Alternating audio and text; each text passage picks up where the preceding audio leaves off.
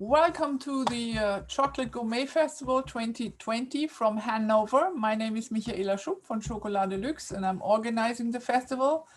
And it is a big pleasure for me to welcome my 4 guests today from around the world. And the subject is the International Chocolate Awards and the International Chocolate and Cacao Tasting Institute. And I would like to welcome, I will start with Dr. Maricel Prescilla, Martin Christy, Monica Meschini, and Alex Rast. Hi. Hi, Michaela. Hi there. Hello. Hi. Hello. Now, it is a heartfelt wish from me to ask you some questions about the Chocolate Awards and the Institute, because I was asked questions and people would like to have some answers, and I think it's a good opportunity, well, to explain the awards and the Institute. Thank you, Michaela. I would just like to say to Michaela, thanks for the support over the years and for a long time working with you on things like the drinking chocolate competition, which we are holding again this year, and we'll be presenting the results at the festival. So thank you to you and for organizing, keeping the festival going. Thank you very much, Martin. And I would start introducing you. You're the founder of the International Chocolate Award and the International Institute of Chocolate and Cacao Tasting. And you are also the judging director. And you are also a leading voice in the fine chocolate industry. And before you all started this, you have your website 70%.com, where people can find a lot of tasting results of fine flavored chocolate. And in 2014, you, Maricel, and Monica, called the 3 M's, transformed or established the International Institute of Chocolate and Cacao Tasting, and it is the first accredited qualification of chocolate tasting in the world. Now, Maricel, Dr. Maricel Prescilla, you were born in Cuba and grew up with cocoa, and you are a PhD in history of Spanish and Latin American history. You're a public speaker about food, and you're an award-winning author of food books, like you wrote The New Taste of Chocolate, and for your Gran Cocina Latina, you got an award from the James Beard Association in the United States. And the latest book is Peppers of the Americas. You also worked in Venezuela in the 1980s and 90s to revitalize farms and heirloom cacao sourcing. And you are also a board member of the Fine Chocolate Industry Association in the United States. Now, Monica, you have also 30 years of experience, and you're running a lot of chocolate tastings. You were a chocolate tasting director for one of the biggest chocolate exhibitions in Italy. And you had the first chocolate quality bar in Florence. You're a wine, water, and tea taster. You're a tutor at the Cordon Bleu School in Florence. And you founded the Tea Tasting Institute with Gilles Brochard in France. And you were also a mystery guest for 5-star hotels. So you're doing a lot of things. Yeah. Now, Alex, you're a lecturer at the Oxford Brookes University, specialized in AI and machine learning, and especially in neuromorphic systems. You tried to make, or you made chocolate yourself, and decided to find models for chocolate tastings and incorporated your knowledge from computing and neuroscience domain in that. And so this is how we all got together. But we will answer the question, how did you all meet? Maybe, Martin, you can answer that first question. Well, thank you, Michaela. I think we probably all met through a lot of different ways. I'm sure, actually thinking about it, maybe Alex might even have met Monica first through the Hemingway in Florence. But so I knew Alex first, probably as one of our reviewers on 70%.com. And Alex and I have been talking about, discussing, tasting, working on tasting systems and how to evaluate and judge chocolate for almost as long as I can remember. I think that's going back 17, 18 years or something, probably, Alex, I think. Yeah, it's getting close to 2 decades by now. It's getting close to that. And one of the first books that really inspired me, even after we started 70%, but was Maricel's A New Taste of Chocolate, which is when I really had the epiphany about understanding the scope of the possibility of chocolate, that it's not just the European idea of a nice chocolate bar, but all about the cacao behind it. But I think in terms of the getting things going, I think Monica and I met first in Linköping in Sweden, in a Swedish chocolate festival, and then we met again in Perugia, didn't we? Like yes, yes. 5 or 6 It was weeks very later. funny because we never know before each other. In 3 months, we meet practically every month, like a serendipity. So, No, definitely. And I would say what I find in common with all of us here is that I think we all kind of sort of instantly bonded over chocolate and the subject. With Alex, for the longest time, that was by email when Alex was in Seattle. But I certainly remember when Monica and I met, we instantly had the same palate and the same sense of taste. And when Maricel and I met, which was actually on a plane from Lima to Tarapoto in the Peruvian Amazon, is when we actually met in person, and we bonded on that trip, on that sort of French-Peruvian governmental promotional trip where Maricel was quite naughty and we broke away and went off exploring interesting cacao and interesting people. And really, we'll never forget driving up the river in the Land Rover. In the back of the SUV, let me tell you. Exactly, It was and standing up in the an back. adventure. Yes, so that's my version. I'm sure you guys might have different things to say. Well, I have a perfect version of it. It's exactly how you said it. And but that trip to Peru really sealed the deal for us, at least for me, because I realized in that particular event, the desperate need that for Latin Americans, for example, had to be a part of an institution that would give them a voice globally. And the fact that Martin and I saw cacaos that we knew exactly what we were seeing and nobody else did. We went to a farm that was supposed to have the elite cacao of the whole country, but instead it had CCN 51, and we just looked at each other and we knew, and we were talking about it, and we realized that education, had to be a component of anything that we would do. And from my point of view, obviously, since I am from the Americas, I realized that any international association that would also consider Latin America would be something that I wanted to be a part of. And I think Monica and the 3 of us met, Monica, Maricel, and me. I'll never forget the egg and truffle pasta. I think we had. What was that, in Perugia?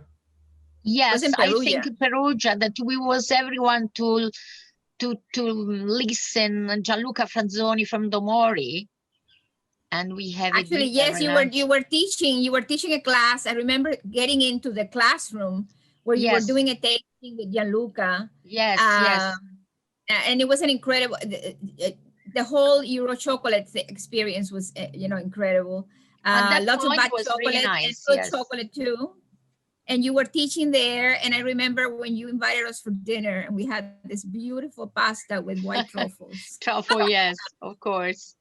Yeah, But then we have also an experience because I work with ILA, Istituto Italo Latinoamericano, that is a governmental Italian Latin American institution. And I invite Martin to come in Colombia, and we have something very strange. Martin was practically prisoner in the Amazon, in the forest during a lunch. He won't escape. Could you remember? And a very long trip under a strong rain. The endless bus trip, yes. Yes, Actually, yes. that was quite a trip, Martin, because you had to stop in Ecuador, then you took a bus to come to Peru. So, Exactly. So that was the same trip we met. It was the same trip, yes. Yes, So, yes, it was a round trip. Yeah. Yes. And we It took was the funny. bus from Guayaquil down to Piura. To which- Piura, exactly. And you got there late at night or in the late afternoon, and you have this vision of seeing the cacao, from a height or something like that, and at dusk. That was quite an adventure, that entire trip. And one of the significant things for me is when Martin and I were at the salon in Lima, and I remember there was only one person that was doing bean to bar 10 years. It's 11 years now, 11 years ago. And it was Lizzie Montoya of Chatel that ended up being one of the main winners of the International Chocolate Awards, the world final, with a bar made with chuncho cacao. So it seems like yesterday where there was practically no one doing that kind of work in Peru. And we have seen change. And I think it's because of the International Chocolate Awards having an impact on what's happening in Peru and in a lot of other countries. Thank you, Yes. Martin, for that wonderful, introduction to our beginnings. Yeah. Sometimes we lose the memory, because we have a lot to do. We are in a rush time. We don't really remember but yes, it's approximately like that, very full of things in the same period. And I guess then, we all got together with Alex as we started to think about the awards and how to judge. And Alex and I started to apply some of the ideas that Alex has been working around about a more rigorous approach to judging and a bit of a more scientific basis. And that was quite early, Martin, you- because I remember that you gave a lecture at that Lima salon and that you were using the sensory profiling method. I remember it distinctively. And that was 2009, was that? 2009, 2010 or something like that. You were using Probably. the beginnings of the method that we are applying now. I think because Alex, some of those things, do you remember the chocolate festivals outdoors in the South Bank in London? Oh yeah, no, the roots of that actually go back even further, because I know exactly when you started to catch on to the idea, because I'd been developing it independently for some years before. And it was about probably 2007 that one of the things that we were doing is experimenting with various ideas with chocolate. And there was an event that involved, it was basically create your own chocolate blend. And it had a whole series of chocolates that people had brought out. And I was using the system to create a blend that would be that would taste reasonably reasonable. And, when we went around the ones that people had created and they tasted it, they were like, that's actually got something, doesn't it? And it was like, yeah, that's because I've been using this system to do it. And I know that was when you suddenly went, hey, that's actually going somewhere, isn't it? Because if you can synthesize a good taste from, a whole series of random chocolates in bags, then there's more potential out of that. And then, as you say, yeah, we did the South Bank stuff and got a lot of data, which was just, at that point, piles of paper. And it's good that we've now got that on the computer system so that we can, do it much more formally. No, exactly. But why did you start the International Chocolate Awards in general? What was the goal behind it? I speak? Yeah. I start to speak. I think because when we meet a lot of time in a short period, we realized that the world was full of exhibition or competition, but about technical things like, okay, good chocolate and very nice chocolate monument or piece or something like that. So something that must be not good to taste, but only good to see. No practically other competition about really the quality, focus about the tasting and how is wrong and how is good and nice, the chocolate, and to understand this. And because me and Martin, we judge in another competition before, and we realized that nothing of international was at the moment. In that period, nothing international, nothing worldwide, only tiny competition in different countries, also in Italy. So in that point, we decide, okay, why we don't start? I have some sponsor that give to us in 2012, and we spoken about 2011, about a villas near Florence to do this nice first competition, tiny competition. And we realized immediately there was a big interest, because for the first time, someone was interested in another part of chocolate, in the real chocolate, and to give importance to the people, to the chocolatier, chocolate maker, etc. At the beginning, more chocolatier. Now we can realize that in 11 years, everything is changed and we have more chocolate maker than chocolatier. Also because we really are worldwide. No, Martin?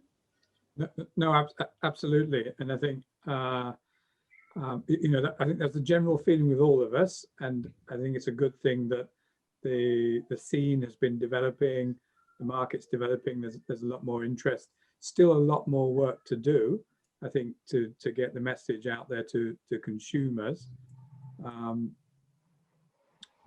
But yeah, you know, it was all of us seeing, with Maricel seeing that there could be, you know, a demand for this, and how the awards could help support.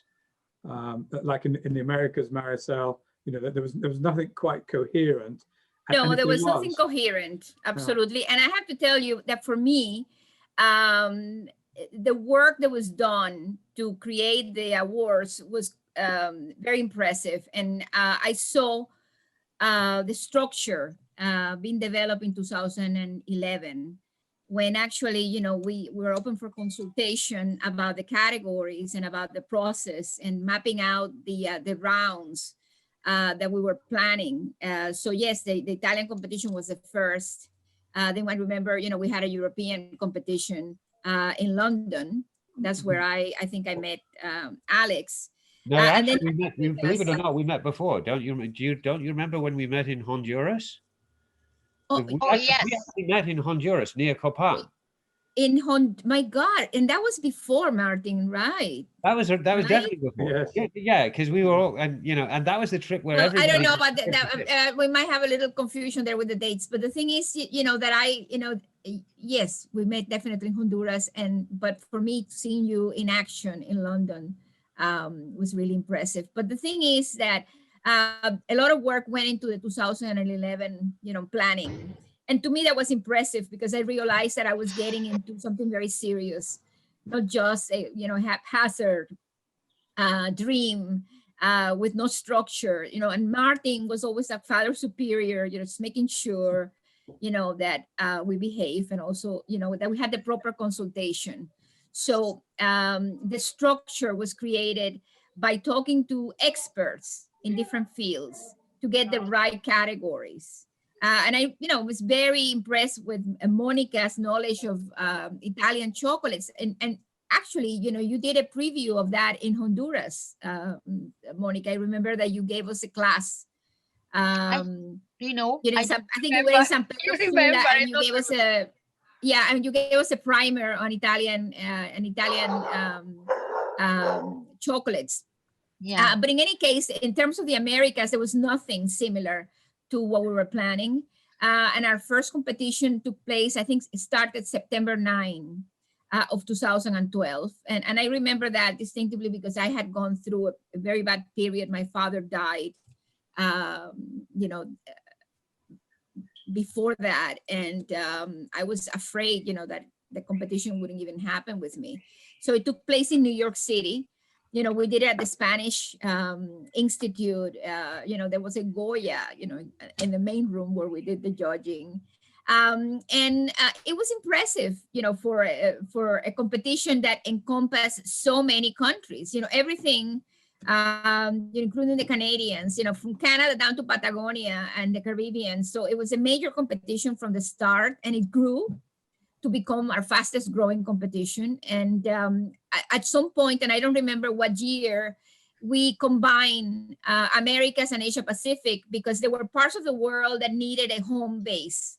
So in that particular case. But I think, Maricel, that was very organic. And, you know, I should say that it was organic, yes. The fundamental driver of the awards and of what we try to do is to support chocolate makers, cacao farmers, is to help the market develop and really to get more consumers to understand this. And understand it, which is still a job. But and talking about the entrance, what the entrants get out of this, you know, what I noticed in the Americas and also in Asia Pacific, which is now, by the way, independent, and for 3 years we've had it in Taiwan as the center everybody comes. That really came, myself, but you know, I should say that really came from the growing interest. You know, and we in our first year we had something like 670 entries, which now sounds to us, you know, it seemed like a lot that year, and now that seems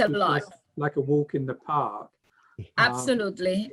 Compared to the thousands that we get now. And I think it's something of the growing interest that Asia Pacific really made itself, because we started to get so many entries from good ones, you know, and so many good ones. And I have to say that what I noticed in both the Asia Pacific entrance and the Americas entrance is the impact of what we were doing. You know, people started paying attention to the quality of the products. That's number one. First, because they wanted to win, but I think it's a question of self-examination when you're entering a product to be scrutinized. Also, people were very aware of feedback. The feedback also made them better. So I've seen a qualitative change because of the impact of the awards. And also, every time that someone won with a particular cacao, well, that created a market for that cacao, because people were, you know, very curious. You know, when there was a winner with a chocolate made with Pura cacao, I saw the demand for Pura cacao skyrocket. And it has happened, you know, in every single competition, that there is a new cacao being used by a chocolate maker who wins, and then there is a market. So we're basically having a very positive impact in the fine cacao sector, you know, of the industry, and helping farmers, and also establish, you know, we're helping establish direct communication between, you know, buyers and farmers because of the award. So I see a lot of positive ramifications, you know, of the award. So it's not just giving a prize and making an entrance stronger, because the ones that really pay attention to the importance of this create their own marketing campaign, and we help them by publicizing their work. We're creating a community, you know, of winners throughout the world. But the ones that really do a good job marketing are helping themselves. But through that, you know, I can see it's almost like an octopus. You know, we see the connections with the farms, the connections also with the consumer. So it's we have created a very complex web for good. And we are also the only one independent. Sorry, guys. So people, this is important too, because the other competition are always with someone back that give money. We have a sponsor. Well, I think in the sort of show competitions of chocolatier, that there are now many, you know, we're not the only competition. There's many small competitions as well. Alex, you were going to say something. Oh, it's just, I mean, it's just the fact that, you know, Monica had it at the beginning, and then Maricel really highlighted that, you know, one of the things that was always a problem, and in some areas like, you know, pastry, interestingly enough, remains a problem, is that what competitions or opportunities to showcase what you do exist basically are looking more at what one might call the superficial details, the, you know, the technical execution, whether or not something is perfectly aligned or whatever. And they forget that actually at the end of the day, this is something that's supposed to be eaten and you're supposed to enjoy it. And if that's the case, then shouldn't it be about what it tastes like?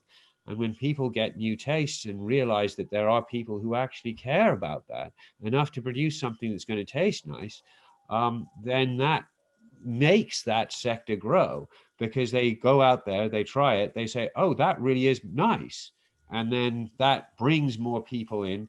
And that's where we've got a lot of the growth, is because of all these people starting to realize there's value in actually making an effort to do something that tastes good, as well as something that just sort of has this sort of visual appeal, or, you know, it seems to be high class, or whatever the case may be that we've seen in the past.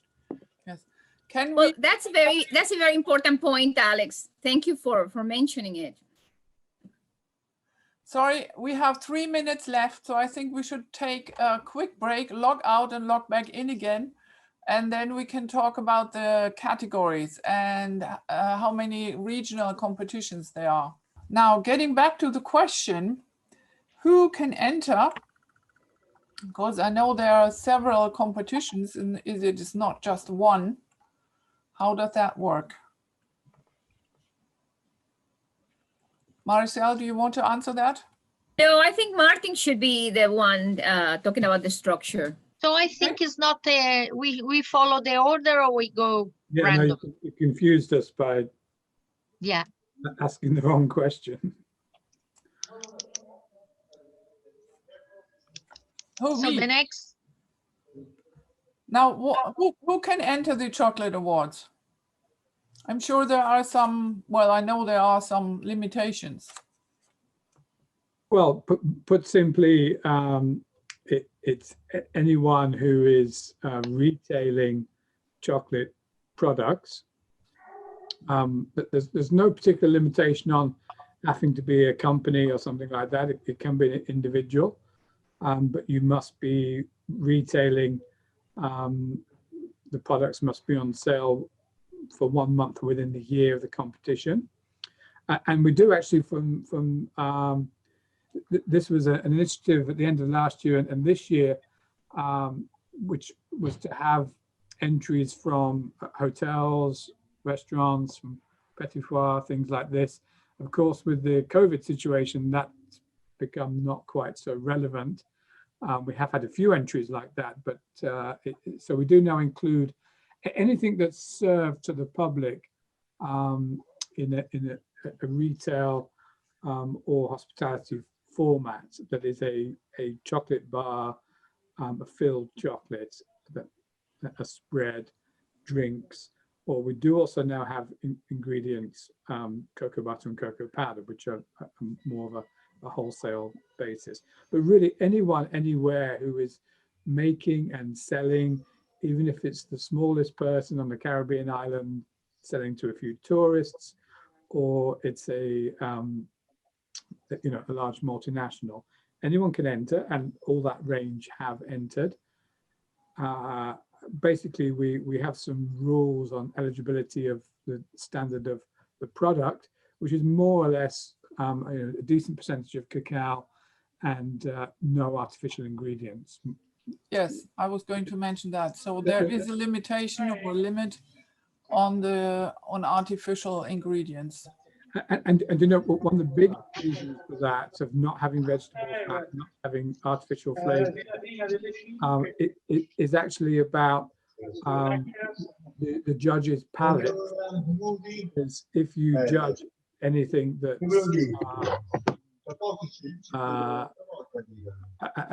has not great ingredients, like more industrial ingredients, then it's very bad for the palate. And it actually makes it very difficult to then go and judge other things as well. So that's actually one of the reasons, you know, we could judge any single chocolate product and naturally let the good ones float to the top. But it's also a limitation to protect the judges as well. Yes. And what are the categories? And if you guys want to talk about the categories that we have, I think maybe I'll just quickly start that the very first idea of the categories came about, as Maricel was saying, 2011. We tried to do a lot of preparatory work, and we actually had a survey which went out to about 1,000 industry representatives, chocolate makers, chocolatiers, independents, to ask them what they wanted. The foundation of what we did was based on consulting with the industry. So, you know, that's the basis of our rules and our categories. They've kind of evolved since then. I think, you know, guys, maybe you could comment on, I think that the creativity we're constantly seeing means that we're constantly evolving the categories, because there's all these new products. No matter how much we try to tie things down, then some chocolate maker somewhere comes up with a new combination, like adding the flavor during fermentation, or aging the cacao beans, or you know, finding some way of infusing cocoa butter, so something that goes across the categories, and means we have to develop further. So we're always trying to adapt, and also to celebrate the initiatives in the industry. And Martin, and this this reminds me of, you know, when we were dealing with flavor bars, how we have created categories that are now standard. And actually we were the first yes, to really pay attention to how chocolate is flavored, you know, inclusion, infusion, etc. In fact, I think that was Alex's idea. That was your word, Alex, inclusions. I think that's how that got into the lexicon. It might be. I mean, I know that I thought that it was an important distinction to make between things that had some bits of things in them, as opposed to things that were just flavored with a flavor that you, because with an inclusion bar, texture matters much more so than with, because, you know, it's really nice if you get something that has some kind of inclusion, and it has some interesting texture, like maybe it's really crunchy or something like that. But if the same thing comes out in a different format and it's the same idea, but maybe the same product, whatever it is, maybe it's, I don't know, we could say, you know, some kind of puffed grain, and it's just soggy and unpleasant, then that's something that you have to take into consideration. And at the same time, you know, and this is, you know, really important, is that I have seen other competitions, you know, take this language. Sometimes they don't use it correctly, you know, and but I think that historically speaking, that we were the first to really, you know, start thinking about the nuances of flavor, and create categories that would actually look at novelties and new trends within the industry. And we have been, and, you know, some people say, well, you have too many categories, but there's no other way to judge. You know, you need to have those categories. No, also, I really think it reflects the creativity within the industry. And yeah, this year, we really separated all the alternative ingredients, different people using different sugars, different milk substitutes, you know, combinations we could not have imagined. So we now put all those in their own category, to recognize that's a real movement that we're seeing around the world of people being very creative. And I always say it reminds me, you know, people take milk chocolate for granted, for example, but that was the, you know, inventiveness of Henri Nestle and Peters, you know, back in who's got the date, 1860 or something, of going, well, we've now got dried milk powder, can we stick that in the chocolate? You know, and that was a real age of creativity. And I feel like we're at the same place now. It almost become normal to have a white chocolate bar that looks black. But, you know, these are innovations in the last few years. And we're very lucky, I think, guys, I think you'll agree, in our perspective with the awards, that we see the trends happening around the world. Absolutely, but we recognize them, and every year we revise our categories, we change them, because of changes. You know, Yeah, we reflect what's happening. Follow the industry. That is our lead on that, and to recognize what people are doing, and to give people's ideas their space. You know, if you take some sort of vegan alternative milk, high cocoa butter percentage, you know, bar, and which is a particular idea with some special sugar, that's a different creativity and market than a white chocolate bar that people are used to. So it's to give the recognition to what people are doing. And Martin, you should also mention what we did early on, you know, by having the micro batch category as opposed to large batch, because we realized that there were a lot of differences. So can you speak a little bit more about that? No, that was one of the things. Monica, you're on mute, by the way, if you're trying to talk. You know, that was one of the things, is recognizing that, and it's an interesting thing. In a way, we did that at the beginning to kind of say, well, micro batch, you know, is disadvantaged against larger scale production and should be recognized on its own. But I think in quite a lot of cases that the micro batch has outstripped the flexibility of making small batches. So, you know, has showed the micro batch can be everything that's good. Well, yeah, the micro batch has the big advantage that, you know, one of the things that people forget about in cacao production is that a lot of cacao is produced in enormous volumes and basically sent generically. And okay, if you're a big manufacturer, you may receive a lot of shipments of those kinds of things, and they'll have a fairly uniform but uninteresting flavor. Now, if you're a micro batch manufacturer, you can take advantage of tiny lots, you know, 2 or 3 sacks, which a larger manufacturer just can't do anything with. It's too small for them to make any use of. And so they can show off in these micro batch manufacturers flavors that you couldn't get out of the big manufacturers simply because they just need to deal with a larger scale. Which isn't to say, interestingly, that the large scale manufacturers have that many problems, because there are also cacao growers who produce in very high quality cacao at a scale that they can use and do it very well. But it means that there is this distinction, and you can start to show things that you otherwise would never have got. And that gives people ideas. And then they say, oh, well, we could try this now. And then the grower goes back and tries this different unusual fermentation, which creates a different flavor that you could never have tried before. No, absolutely. You know, we've certainly seen that. I think we all agree in the time. I mean, Maricel, maybe remember when that time, the Peruvian competition, when everything was a day late because they had no electricity on the first day, and we had to do grand jury super fast so everyone could catch their flight. But it was the first year that really, you know, before us was laid the extraordinary flavors and depth and complexity and all these new flavors of the Peruvian cacao, which, you know, now is everywhere.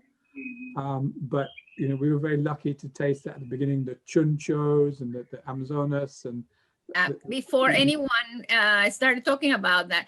And that's a good point, Martin, because also, Micaela, as you know, we also have 2 competitions that are very large and important, which are support competitions for cacao growing countries. We started in Peru now in its 5th year within the context of the Salon, and with, you know, great interaction from APP Cacao and other organizations.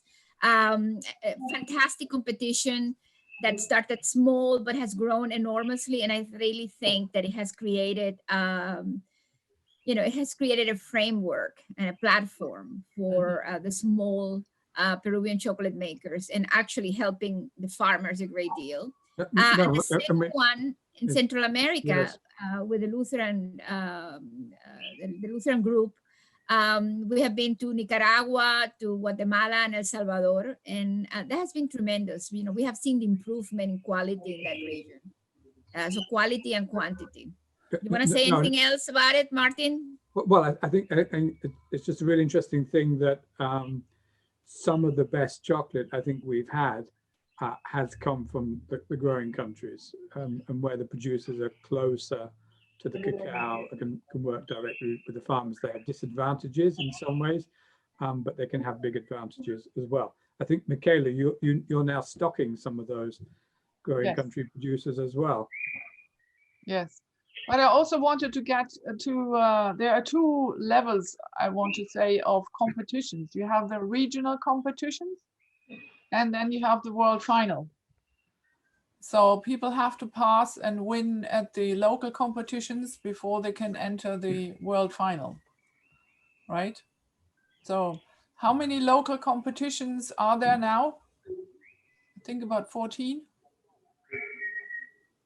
I think about 13, no, Martin? Yes, I think we have 13 competitions in total. We have to count because we added the drinking chocolate this year. Yes, 14 with the drinking chocolate. Which I think is very important because in a way we're paying homage to a very long history. You know, if you think about chocolate, it's not about, you know, the bulk of the history is not about glossy confections. And also drinks. every continent and every country have a different way to prepare that. So when we judge, we must have the knowledge for every kind of. Yes. We have done it. We have done it in Peru. You know, the drinking competition is always a part of the Peruvian competition and also Central America. Yes, but most Peruvian only. In fact, the drinking chocolate also has interesting history going back to 2010, where we have also in Colombia, but where we made in Colombia, and unfortunately, the standard was not super high. Prize? Oh my goodness! And we gave no prize in that competition, and we can give prize to the spices. I'm surprised I was allowed out of Colombia. Oh my goodness, that's you know, let's not repeat it too often.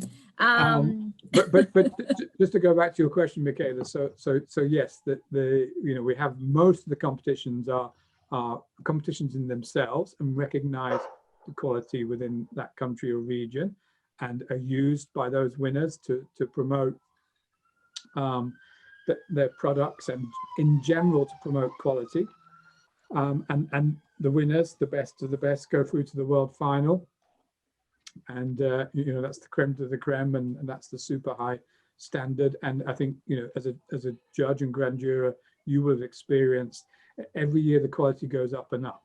And, if you win, and some of the entrants have said this, it's much harder to win now. And, if you win at world level now, last year we sampled, including the resampling the world final, 4,000 products.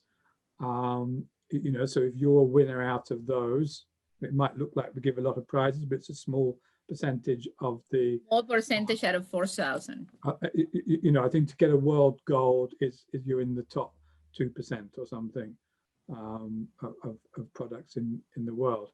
So yes, it's a feeder, and it's to say, it's I think to set a standard, and to me the number one thing is somebody walks into a shop and sees a sticker that says this is a world winner and goes, well, that's why I should pay 12 euros for that bar, or even more meanwhile. Absolutely. So it definitely helps entrants, but it helps consumers at the end make the right choices, because we have a two-tier system, which is actually, as you well know, each competition it's itself an obstacle course that starts with selection. But also, I should say, and this is very relevant, I think, with the DAC competition, is another part of the regional competitions or country competitions is recognizing the tradition and the styles within those countries. And there's a DAC German and local ingredients and local recipes. Or something eclectic or really innovative. But I think recognizing that there's a German style, and first those products should be judged within that style and within that market to a high quality. But what you might do might be very different from or chocolatier in Hanover might be very different to a chocolatier in Seattle or something. Yeah. Absolutely. So it's an both be great. education also for judges to be a part of these regional competitions and then go, let's say, to a world final. And I think one of the glories of our competition for judges is that sometimes we, most of the times, we organize the categories to be tasted in any given session according to the origin of the cacao. So imagine, to have plates of Peruvian, Peruvian, not necessarily Peruvian makers, could be a North American using Peruvian cacao, but imagine having a taste of how different people interpret these regional cacaos and to have them on a plate, and then move on to the Honduras plate, and then move on to the Brazilian plate. To More me, than one plate. More than one plate, several plates. Yes. For example, the Peruvian, several plates, the Ecuadorian. But imagine it's an education. Of course you're working very hard because the system has evolved and it's now very complex. I think it's also very important, a general purpose and the reason for existence is to make, build a body of knowledge like there is in wine for cacao and for chocolate. And that's the nuanced understanding of origins, of flavors, of styles, of traditions, and innovation and creativity. So anyway, sorry. No, anyway, back to the consumer. I think that we really help the chocolate conscious purchase. That is something incredible. The people look at our website to buy something in every part of the world. Yeah, and they are sure that is something very high level, and they look at exactly. And they should. Yeah. You get to the point where it's clear that people start saying things like, well, somebody will ask a question on the social media site even about, okay, so what is the best chocolate for this and this and this? And they say, well, I'm looking up International Chocolate Awards winners, and, these are the ones that you should be looking at. So every year can change. Yeah. When the people ask which is your favorite chocolate, I said, for now, for today, I can say something. Tomorrow, we never know. Yeah. The question of favorite is a bit vexed, isn't it? Yeah, something. I will never answer that question. Yes. But can we go back? So I cannot answer. How do you judge, and who are the judges? Who can qualify to be a judge? Well, we look for people with that have a training in sensory, profiling in different fields. It could be a tea taster. For example, Monica is both tea and wine taster. We love people with that background. We love chefs. We love pastry chefs and actually chefs. Anybody who cooks, anybody who has a sensibility for flavor. But at the same time, these are the qualifications that we really look for, but we want no conflicts of interest. So they have to sign, they go through a questionnaire because we don't want people working for particular companies that also enter the competition. This idea, this is almost incestuous situations. We don't want them. So we make sure that there are no conflicts of interest, but highly qualified people with a broad spectrum of experience in tasting. And maybe Alex, you should talk about the judging system and our approach with that. Yeah, I suppose that's a bit of a separate question, really, because there's the qualification of the judges, which is how do you select who could be eligible to be a judge? But there's also the system that goes into the process of judging once you have become eligible. And the interesting thing about judging from a point of view of the system is that that's something that we've been constantly evolving. I think there would never be a point that I can imagine where we'd have something that would just say, this is exactly what you should be looking for, and write it down on tablets of stone. So one of the things that we did is we started out with a model that was actually, funnily enough at the time, based on paper forms. And that just had a few basic descriptors that people could write down, and then, add a few comments that would then go back to entrance. And over the years, that became more and more long in the tooth. We computerized it eventually, which helped. But one of the things that we'd always been working towards is a system that allows people to express what really is good and bad about what's in the products, and at the same time make a critical assessment in the same way that people do in, for instance, the coffee world. And that's one of the big places where the most recent incarnation of the judging system kind of takes its approach. But we talked earlier a little bit about the sort of system that I developed for chocolate profiling. That's now being deployed and used for all the major competitions for the plain bars, whether they're milk or dark or white. We can use that, and that gives very reliable results, because it's not just based on how we would taste as humans, but it's also based on statistical modeling, so that we can take large groups of judges and create both a group profile and a group score that accurately reflect the sort of general consensus about what the flavors are and how good the quality is that comes out of that. And I have to say, as a historical aside, that the first time we tested this was in Guatemala with the Central American competition. Yeah, that was the first. Yeah, that was an interest. We did a sort of trial of that at in the Guatemala version of the Central American competition, and that worked well enough. And then we continued to modify it, because again, it's a process. Just say, to make that it kind of clear for listeners, this is using what we think is kind of revolutionary approach to evaluating taste on Alex's model of how the human brain works when tasting chocolate. And it's this, what we call managed subjectivity. It's accepting that we eat chocolate for pleasure. It's not a staple food. We won't die if we don't have chocolate, contrary to what some people might think. It's about pleasure, and this is about measuring pleasure, and that must be a subjective thing. People can get too lost on saying, well, I want my product to be assessed by all these technical criteria. But the point of every chocolate product, whether it's a candy bar or the finest, most exotic chocolatier piece, is about giving pleasure.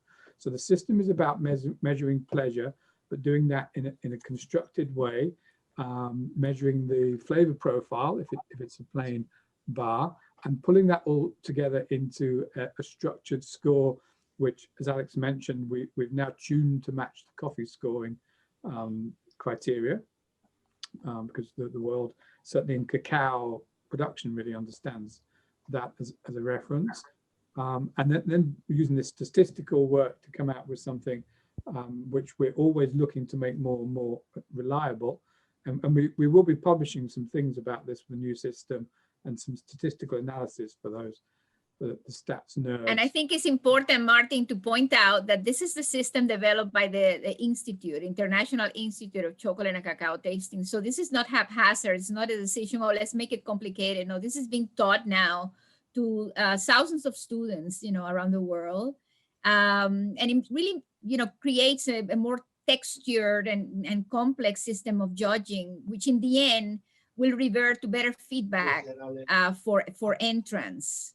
I think it's difficult in the sense that it takes more time of judges, but in the end you get better results, more complex results. Well, and we can also do things that are sophisticated, like we can take the profiles that we get and do extensive post-mortems and analyze how particular chocolates are actually being perceived by people, understand what they thought of them, identify people's preferences. And that also can go back to the people who are making the chocolate, who can then understand, okay, here's what I did well. Here's what maybe I didn't do so well. This is what people are really looking for, kind of thing. And all of those things can be brought in, and it allows us to improve our system on the one hand, and it allows others to go away and improve their products in a way that's actually informed, so that it's not just guesswork on their part about what they're going to do differently next year and produce something that may be a world winner at that point.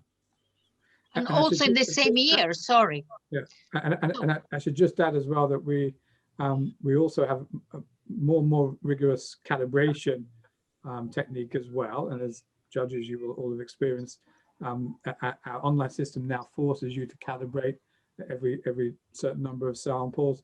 And that's also data that we collect we use kind of recognized couvertures of different qualities for that as a reference. So all our judges, and with all the remote judging we're now doing because of the COVID situation, so people are judging at home, but they still have to complete the calibration chocolates, and we have data and statistics on that. So we can have a single sample with over 500 evaluations from judges in the competition, and we can use this, and we will again publish some of this to show the approach we take to seriously have a calibrated group as well. But how do you actually choose the winners, and why is it not like the Olympics, only one gold or one silver or one bronze? Well, it's easy to identify why there's just not just one silver, one bronze, all that kind of thing. It's because we alluded to this earlier with the question of what's your favorite chocolate. It's a subjective thing. Taste is something that you can't measure in the same way that you can. Let's say that you're running a 100-meter race. Well, in the Olympics, there's a definite winner because somebody steps across the line first and the second person steps across the line second. That's completely objective. There's no way you can deny the result. This is what happened. Taste doesn't work like that. You can't say that somebody, who in the minds of one judge was the best in the competition and in the minds of the other one wasn't that spectacular is necessarily better than somebody who both judges liked a lot, but maybe neither of them thought, oh, well, that's just the best in the competition. So one of the reasons that we do that is because that way that reflects grades of quality and says that, within this group, these are chocolates that have the same basic level and the same similar types of quality standard and will represent on average that kind of level of subjective pleasure. But we're not going to make that discrimination to say this is absolutely the best, hands down, it's an objective fact, because that wouldn't represent reality. And I think it's very important to say this is not a sport. It's about recognizing excellence and quality. And we have normally, where we can, a single gold in the competition. Occasionally, when there are close scores, we might give more than one. But absolutely, there are a bunch of silvers because there are a bunch of very high quality products which were maybe very, very close to being gold, but we would recommend to anyone to eat or taste. It's not a sport. I think that's the important thing. The idea is to help consumers decide to buy more high quality products. And it might feel like a marathon, Michael, as you will know, but there's much more at stake here. And definitely, we have so many, worthy entrants, and the quality has improved so much. Just to choose one, maker. Free prizes in a prices is not fair. For example, in Asia Pacific, the micro batch category alone, one single category, had 280 entries. And are we going to say we're going to select a gold, silver, and bronze out of that only? And the rest of you were useless, were not good, and those three by some 0.02 of a score out of 100 are different. I think that would be a disservice to the industry and to the entrants, and it's not our purpose. Our purpose is to celebrate quality, and also really important that if you're looking at all the prizes together, it might look like a lot, but that's not the case if you are a chocolate buyer in Hanover and there's 3 brands on sale, which might have prizes amongst all the industrial chocolate and the middle market chocolate. This is aimed at consumers. It's not there to necessarily make the industry feel good about itself. The point is to help people sell more chocolate in their markets. So, you must consider the number of prizes. If you're an Australian chocolate maker, and you're the only chocolate maker in your state or something, then you winning a prize can be very important news to get you on TV or something. And, we have seen that and part of our mission is to make craft chocolate makers and chocolatiers doing very high-end products famous. You know, that's we see that model in France, Italy, but not so much outside. The people who are doing this stuff should be celebrities, and you know, we've had people who are overjoyed to get a bronze because they're in the Pacific Island or something, you know, and they've been recognized. Or, you know, we have winners from Africa, or the Americas are overjoyed, or, you know, could be Norwich or something in the UK, who are overjoyed to be recognized for that. Someone has recognized how they're working almost in the dark, alone in their small market. And that, Martin, and I just wanted to mention briefly, you know, the idea that, you know, it takes a thick skin, actually, you know, to enter a competition.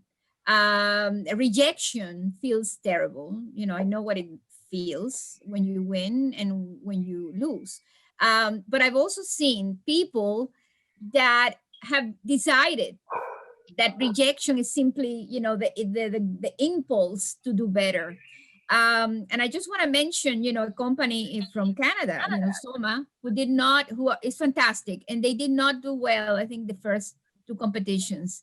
But then they started winning prizes to the point that, you know, Soma won best in show in the Americas at one point with the Wasare bar, and won the world final as best, you know, best dark chocolate in show, which comes to show that perseverance, but also understanding that this is an exercise. You know, you're putting yourself on the line, but if you take the feedback and you improve, and you make a conscious effort, you know, to take this as constructive criticism, and you go back, the rewards are there, you know. And I can tell you, it's not just one person, not just one company. It happens a lot.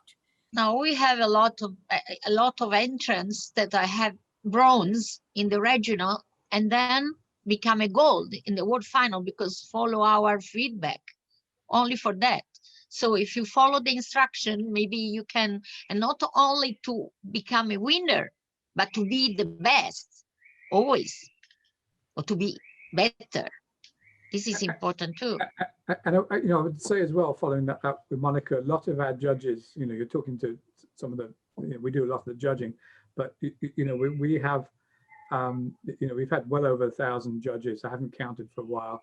In any given year, you know, it's a bit more difficult with the postal judging now, but we still have a lot of judges.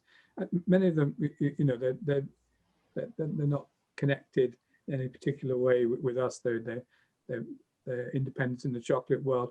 They will come along and, you know, they will give their feedback in a very neutral way, and they will make comments in a structured way through our system.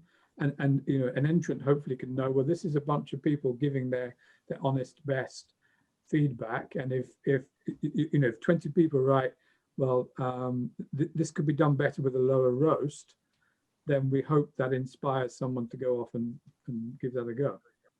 Just a quick summary. So entrants can benefit from entering the awards because they may become famous when they have won a world gold, of course. Well, that's one thing, but I think, you know, to me, the awards is a very practical thing, which is somebody walks into a supermarket or a shop and they see a sticker, they know nothing, but they see International Chocolate Awards and bronze or silver, and that helps them with a buying decision. If they see more of them, more of the awards, great, you know, they get more trust. But just seeing any award stickers, and we know there's different competitions, and you know, quite a few makers enter a bunch of competitions, and there's a bunch of stickers. If that makes a consumer buy something that's good quality from good cacao, or understand why they should pay 3 times the price, 4 times the price of a cheap supermarket bar for something that has come from good cacao, from farmers working hard on the cacao, then that's the number one, you know, way. Yes, being on TV, being well famous or something is great, But to me, it's the many small practical buying decisions. Practical decisions. And actually, it's a good organizing principle for marketing. And I've seen it. For example, Fruition just came out with several milk chocolate bars have won prizes with us. Yes. Because they are known for high percentage, but also high quality, good cacao, and so they're selling it as a combo. Yes. They're offering these different bars, and I think it's a great idea. I think But for me, one aspect is, like you mentioned before, Maricel, then that the entrants can evaluate, or it will be evaluated by the judges. What is their standard? Where are they compared to other people? Absolutely. We are in a way consumers, and it goes to that principle of pleasure. We are consumers, and in a way, we are a consumer panel for these companies, and our feedback matters because it's, and it's through this very complex and interesting process, that is not just a little formula, but it's something that makes you think. When you have to do a sensory profile map of each bar that you taste, when you do it properly, through palate calibration, and when you take your time in tasting and retasting something and give a feedback, well, that has value. And that goes back to the entrance. And if you are smart, if you just enter because you want to win, you're not going to learn anything. But if you really want to improve, I think we are the perfect venue. To get to that point of, criticism, and then you evaluate what you produce. And I find great value in that. Well, we're also working towards a system where, in fact, things like the profile itself could be output as something that the entrant could put on their bar as this is the kinds of flavors that you should expect to some degree. Because this is one of the things, again, people will go into a shop and it's sometimes about that, you have 100 bars. How are you going to pick from all of those? You have no idea what they have. You have no idea what they represent. And the sticker is already a good sign that suggests that you've won something. But even then, you may be encountering flavors that you just weren't expecting. And I can tell you that there are some cacaos out there which produce flavors that people weren't thinking about. And they'll buy this chocolate bar and they'll taste it and they'll go, I wasn't expecting that at all. And so one of the things that we now could do, and that manufacturers, we hope we might take up on, is this idea of, outputting the profile. They can put it on the bar, and that gives the consumer some idea of what they're looking for. Because when you're looking at rows and rows of bars on a shelf, it's the old thing of how do you decide what novel to buy when you're going into the bookshop? You can't really know until you actually read it. And now in online is more, because you start to looking online it's even worse. Even the online situation, it's even harder, because again, you just have this bewildering variety. And but I want to say something, because yes, we are right. Everything they are traded, practically they have a low-cost consultancy. They have low-cost marketing, because if they are winners or they improve, they become winners, will be marketing. But we have a lot of people in Italy, for example, or in Europe, that the best seller is sell it 10 times more. That at the end, for someone that is not industrial, is something really precious, because with this kind of COVID there, I think especially now, put the stickers means also sell more. No, totally. It has an economic value, and I have to say that, there's something psychological here too, which is of value, which is to become a part of a community. And this is something that I see happening everywhere. People actually winners helping each other. I remember, when ICA and this Scandinavian exactly work together, and so we see that a lot. We see this people coming together and feeling that they are a part something greater, you know, than the We have a individual. lot of chocolatier that buy the chocolate from chocolate maker that are winner. So yes, it's a big community, good community. And how can someone who's interested become a judge for the International Chocolate Awards? So Interest alone does not cut it. You know, you have to have some qualifications, and we already discussed that. You know, we're looking for people that have experience in some form of sensory analysis, you know, in, you know, the tea or wine or cooks. That could general. well be through the courses which we run, and the International Institute of Chocolate and Cacao Tasting, which is how we sort of formalized what we were doing with training around 2014, is the kind of center of that, and that institute is now the sort of governing body of the awards. So we do offer expanding